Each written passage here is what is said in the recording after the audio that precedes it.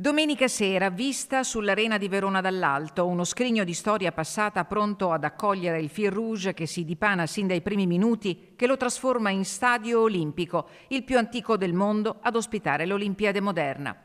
Miglior sipario su Milano-Cortina 2026 non poteva essere immaginato.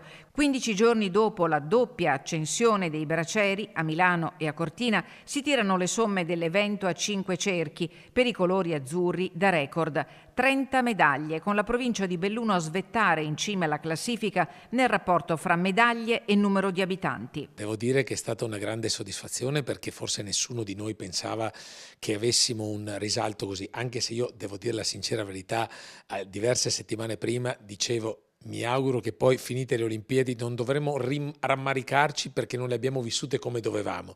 E devo dire che l'ultima settimana a Cortina, io sono stato su solo un paio di giorni, ma mi hanno riportato che si è riempita di persone da ogni dove. Successo oltre ogni più rosea aspettativa a Cortina, presa d'assalto soprattutto dagli stranieri, tifosi degli atleti che hanno infiammato i siti delle gare, pista da bob, slittino e skeleton, stadio olimpico del ghiaccio, pista Olimpia delle Tofane.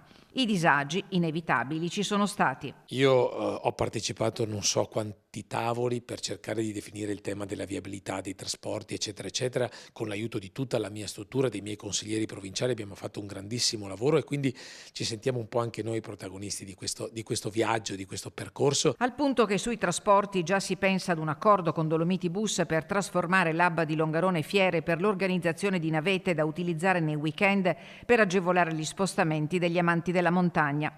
Ma l'Olimpiade non è ancora finita. Tra pochi giorni la provincia di Belluno sarà di nuovo protagonista delle Paralimpiadi invernali. Anche questo sarà un grandissimo momento, ci sarà la cerimonia inaugurale proprio a Verona e poi ci sarà quella di chiusura il 15 di marzo a Cortina. E devo dire che sarà molto più forte, con la speranza che i nostri atleti, René De Silvestro sarà sicuramente uno dei nostri atleti di punta e fra l'altro portabandiera, quindi